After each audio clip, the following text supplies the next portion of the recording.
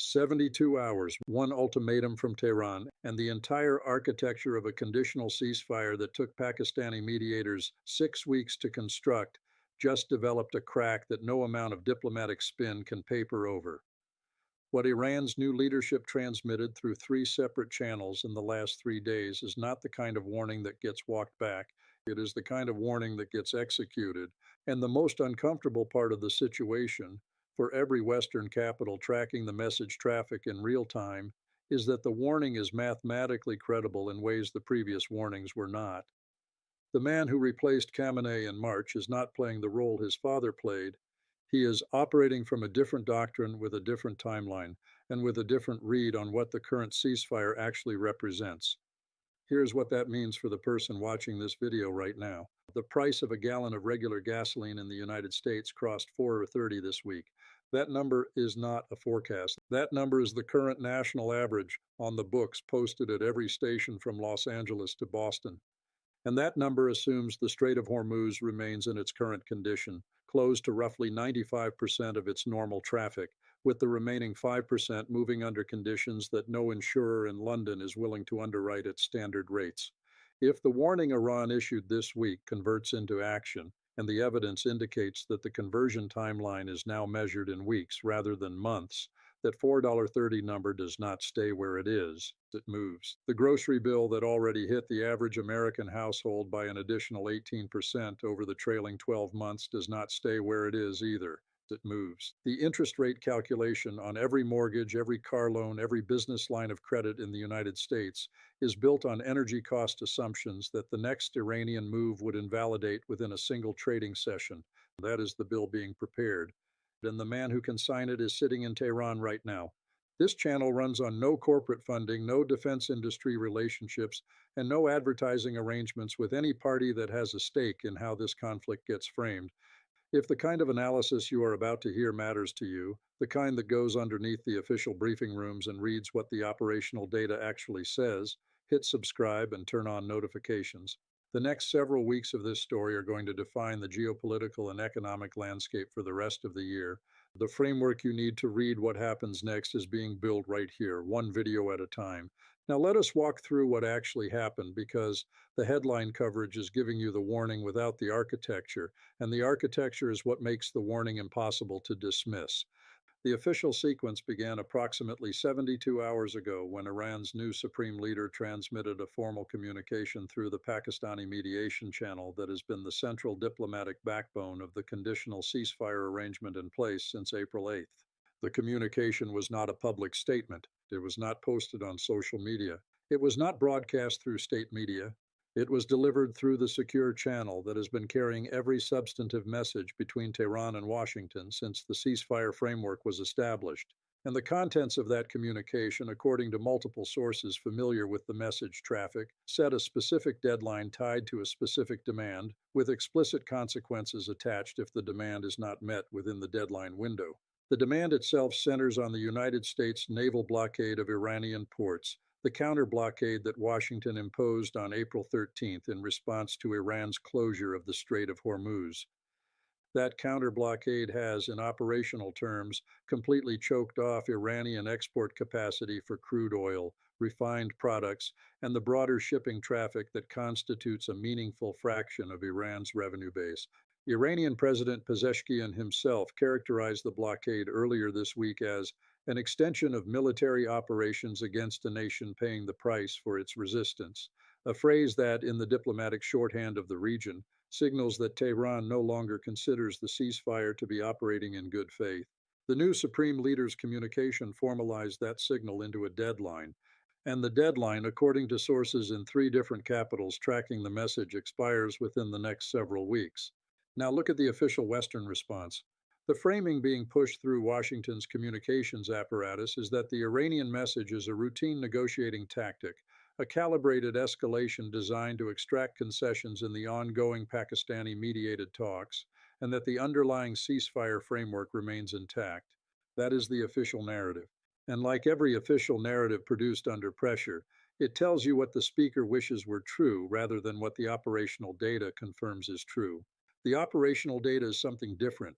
The operational data shows three things happening simultaneously that the Western press coverage is conspicuously failing to connect.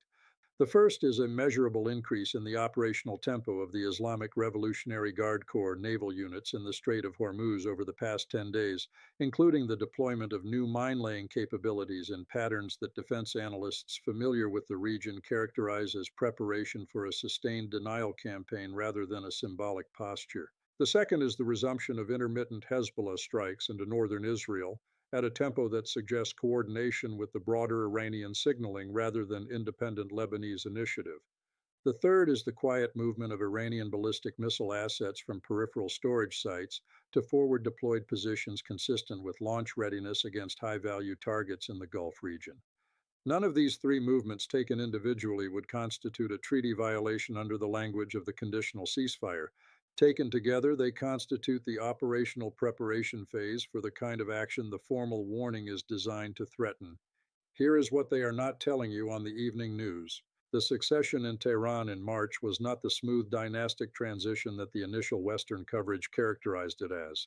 Mojtaba Khamenei, who survived an earlier airstrike during the initial waves of Operation Epic Fury, came to power under conditions in which the IRGC, the Quds Force, and the broader security establishment had absorbed massive losses, lost their founding supreme leader, and consolidated around a generational shift in strategic doctrine.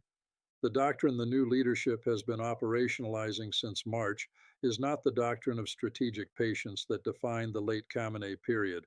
It is a doctrine of demonstrated capability, a doctrine in which the credibility of every threat must be established through visible, measurable action rather than through diplomatic communication alone. Tehran is not bluffing because the operational logic of the new doctrine does not permit bluffing. A bluff that gets called destroys the entire credibility framework the new leadership has spent 2 months constructing. The evidence indicates that Western intelligence agencies are tracking this doctrinal shift with significantly more concern than the public messaging suggests. The communication patterns coming out of Allied capitals over the last several weeks, the quiet redeployment of additional UK Royal Air Force assets to Cyprus, the additional French naval movements in the eastern Mediterranean, the German and Italian announcements regarding strategic petroleum reserve coordination, are all consistent with assessments that the conditional ceasefire is operating on a much shorter remaining timeline than the diplomatic communiques imply. When governments that have been publicly arguing for a return to diplomacy quietly accelerate their military and energy contingency preparations, the gap between the public posture and the private assessment tells you everything you need to know about the actual probability distribution they are working from. Now let us pull back and look at the bigger pattern. Because the warning this week does not exist in isolation, it is the latest signal in a sequence of signals that has been escalating in measurable ways since the conditional ceasefire was declared on April 8th. The first signal was Iran's refusal to participate in direct talks under what Tehran characterized as siege conditions. The second was the public statement from the Iranian army that it remained still in war situation, a phrase that, in the rhetorical conventions of the IRGC, is not boilerplate. The third was the Pezeshkian statement framing the blockade as continued military action. The fourth is the formal communication this week. 4 signals, 3 weeks, all pointing in the same direction, all escalating in formality, specificity, and operational backing. The sequence is what military planners call an indicator and warning chain, a structured progression of communications and movements that, taken together, forecast a coming kinetic action with measurable predictive accuracy. Now let us get into the math, because the math is where the abstract diplomatic language collides with the physical reality of what the parties involved can and cannot sustain. The math is brutal, and the math is what every honest analyst studying this situation eventually has to confront. Start with the Iranian sustainment question. The standard Western analysis assumes that Iran, having absorbed the initial waves of Operation Epic Fury, having lost its supreme leader, having seen substantial damage to its nuclear program and missile infrastructure, has no capacity to escalate beyond the current posture. That analysis is wrong, and it is wrong by a significant margin. The pre-conflict Iranian ballistic missile inventory by every credible Western intelligence estimate published before February 28th ran into the multiple thousands of weapons across short, medium, and intermediate ranges. The damage from Operation Epic Fury by the same intelligence community's leaked assessments eliminated a fraction of that inventory, significant in absolute terms, but leaving Iran with retained launch capability measured in the hundreds to low thousands of weapons across multiple ranges. The same applies to the drone inventory, where Iranian production capacity has been demonstrated in the trailing 12 months to produce replacement units at a tempo that exceeds the Western interception capacity to neutralize them in any sustained engagement. Iran is not exhausted, Iran is paused. The distinction is critical, and Western planners understand the distinction even when the public messaging obscures it. Now consider the cost equation. Each Iranian ballistic missile, by the most credible production cost estimates, runs in the range of $1 to $3 million per unit, depending on the variant. Each Iranian drone runs in the range of $20,000 to $100,000, depending on capability. The Western interceptor systems used to engage these weapons, the Patriot variants, the THAAD batteries, the Aegis-equipped naval interceptors, the Israeli Arrow and David's sling systems, operate at unit costs ranging from $1 million to several $1 million per intercept. In a sustained engagement scenario, the cost asymmetry favors the attacker by a factor that compounds with every salvo fired. Iran can produce 1,000 drones for less than the cost of intercepting them. The defender pays more to defend than the attacker pays to attack. Read that comparison again slowly. In a war of attrition fought with these specific weapon systems, the side with the lower per unit production cost wins the economics, regardless of who is technically more advanced. That is the math the Pentagon planners have known for years, and that the political messaging has been working to keep out of the public conversation. The interceptor inventory question is the second piece of the math, and it is the piece that constrains the timeline most severely. The combined Western interceptor production capacity across all relevant systems is measured in low thousands of units annually. The Iranian production capacity for the weapons those interceptors are designed to defeat is measured in tens of thousands of units annually. The ratio is not a small disadvantage, it is a structural impossibility. In any sustained engagement that runs for more than a few weeks at high tempo, the interceptor inventory depletes faster than it can be replaced. The defender runs out of bullets before the attacker runs out of missiles.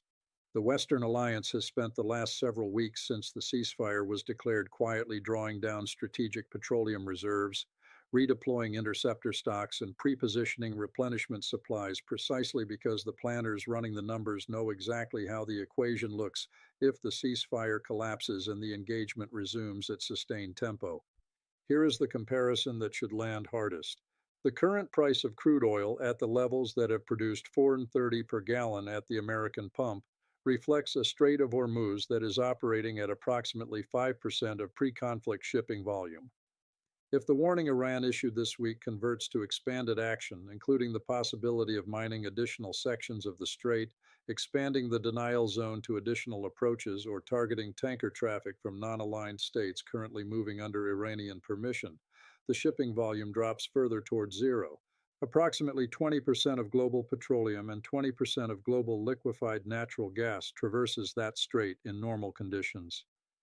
The replacement supply chains for that volume, even with maximum global production response, cannot absorb a complete closure within any time frame shorter than several months. The price impact of a complete closure, modeled by every major investment bank that has run the scenario, places crude oil in a range that translates to American pump prices substantially above the current 430, and the upper bounds of those scenarios cross into territory that has no precedent in modern American economic experience. That is the bill the warning this week is preparing, and the timeline on the bill is now measured in weeks. Now let us look at the geopolitical chessboard, because the implications of this warning extend well beyond the immediate Iran-Israel dynamic. The audience that matters most for what Iran transmitted this week is not in Tel Aviv and not in Washington. The audience that matters most is in Beijing, and the audience that matters second most is across every capital that has been quietly recalculating its position toward the Western order over the last several years. China has been the indirect strategic beneficiary of every phase of this conflict since February 28th. Beijing has watched the United States commit massive military resources to a Middle Eastern engagement that has produced ambiguous strategic outcomes at substantial economic cost. Beijing has watched Iran absorb the opening waves and emerge with the political consolidation that follows successful national resistance to external attack. Beijing has watched the Strait of Hormuz closure drive global energy prices in directions that benefit the long-term Chinese strategic position relative to the Western alliance. And Beijing has watched with particular attention the limited operational effectiveness of American forward deployed assets against a determined regional adversary using asymmetric tactics. Every variable in the Chinese strategic calculus relevant to the eventual Western Pacific contingency has moved in directions favorable to Beijing during the trailing 2 months. The warning this week, if converted to action, accelerates those favorable shifts further. China does not need to do anything to benefit from the next phase of this conflict. China simply needs to wait, take notes, and apply the lessons to the planning documents that govern the next decade of Chinese strategic decisions. The Russian angle is more direct.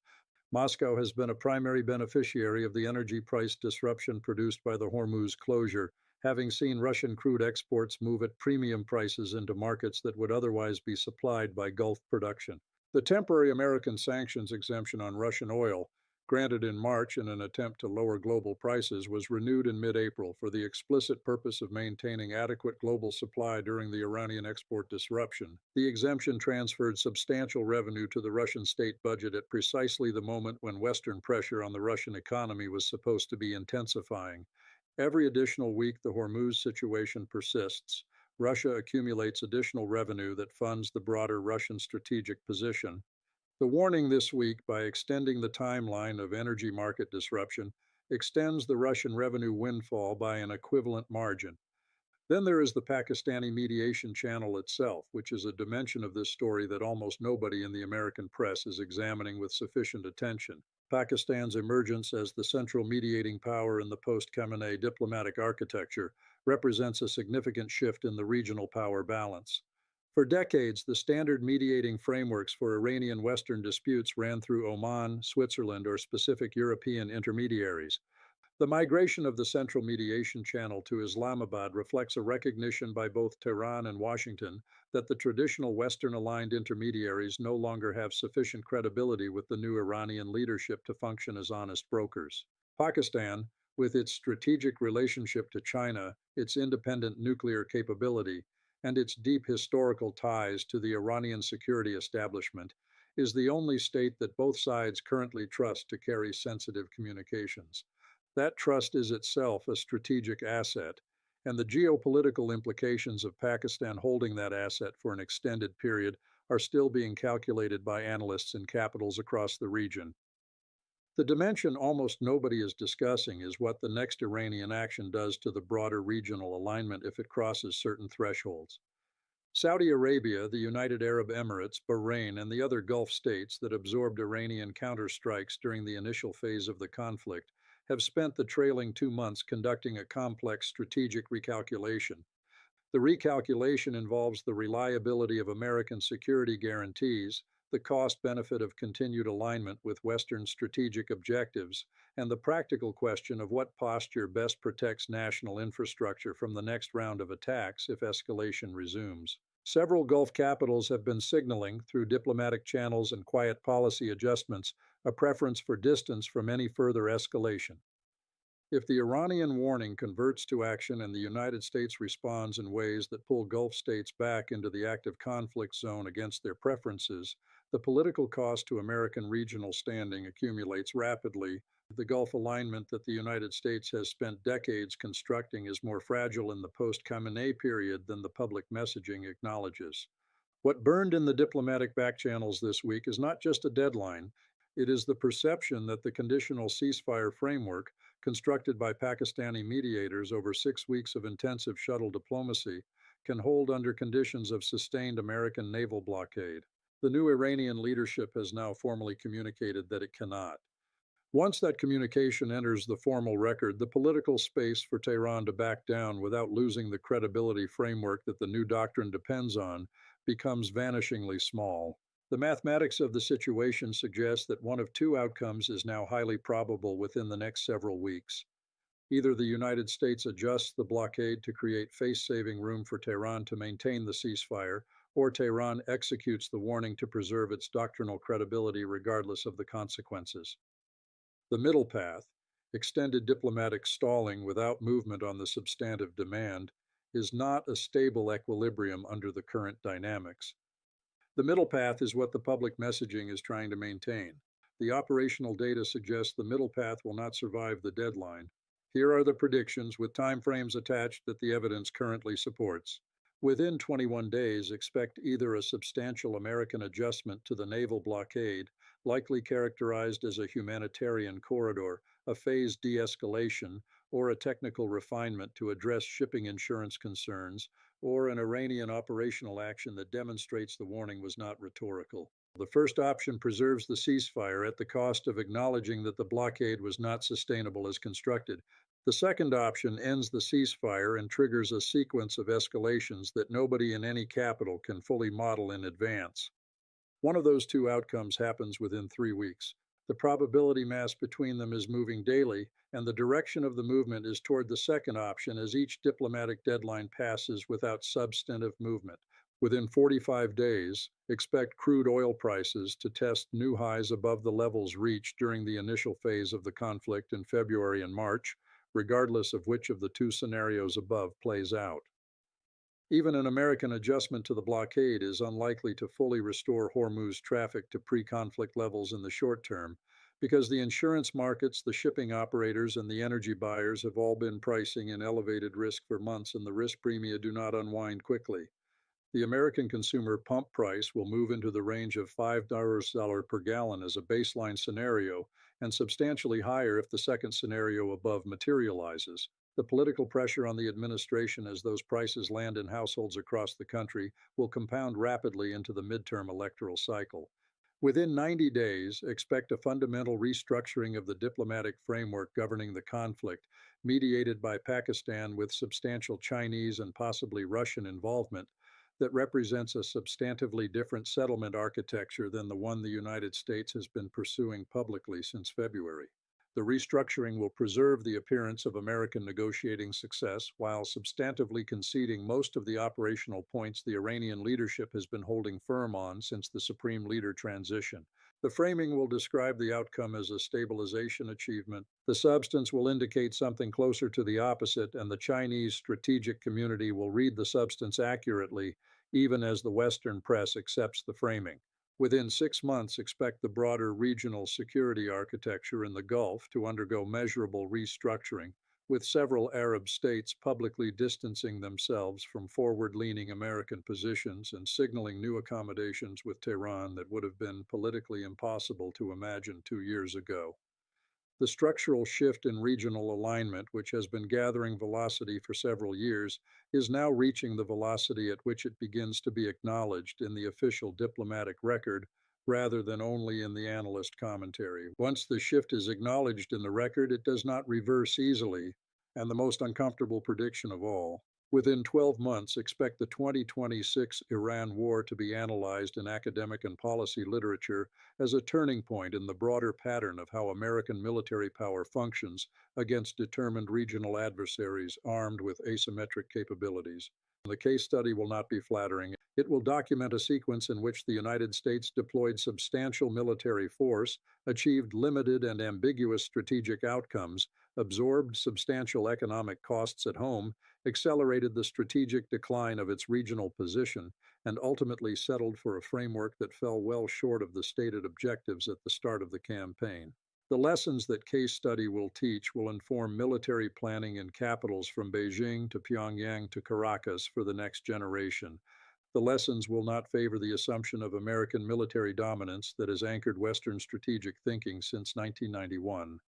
The question worth sitting with is which of the predictions above lands first? Is it the American blockade adjustment dressed up as humanitarian flexibility? Is it the Iranian operational action that demonstrates the warning was credible? Is it the energy price spike that lands directly in American household budgets in the weeks immediately ahead? Or is it the longer arc restructuring of the diplomatic framework that the Chinese, the Pakistanis, and the Russians are quietly building underneath the visible diplomatic activity? Drop the prediction in the comments. Which one happens first? The blockade adjustment, the Iranian operational action, the energy price spike, or the framework restructuring? The comment section on this video is going to function as a real-time forecasting board for the next several weeks. Every prediction is read. Every framework gets considered. The collective intelligence of an engaged audience working through a complex story in real time consistently outperforms the official commentary on stories of this scale because the official commentary is constrained by political relationships and access dependencies that the audience is not constrained by. If this video gave a framework that the cable news coverage did not, a way to read the Iranian warning not as another round of empty rhetoric, but as a structured signal in a doctrinally driven escalation chain, share it with one person who needs to understand what is actually happening underneath the headlines. The cost of misreading this moment is going to be measured in years of policy drift, in trillions of dollars of economic adjustment, and in strategic decisions made on the basis of a narrative that has already been overtaken by the operational data on the ground. The cost of reading it correctly is the cognitive advantage of being weeks ahead of the official messaging when the next phase begins. The next video goes deeper into one specific dimension that this analysis only touched on: the question of what the Pakistani mediation channel is actually negotiating behind the scenes, who in the Chinese strategic community is shaping the parameters of the eventual settlement, and what the long-term implications are for the post-Cold War security architecture in the broader Middle East. That story is the story underneath this story. Subscribe so the notification arrives the moment it lands. Bell icon active, notifications on, because the next several weeks of this story are going to move faster than the cable networks are prepared to cover, and the framework for reading what happens next is being built right here, one video at a time. The deadline is running, the clock is in motion. Stay with the analysis that connects the warning to the pattern, because the pattern is where the actual story lives.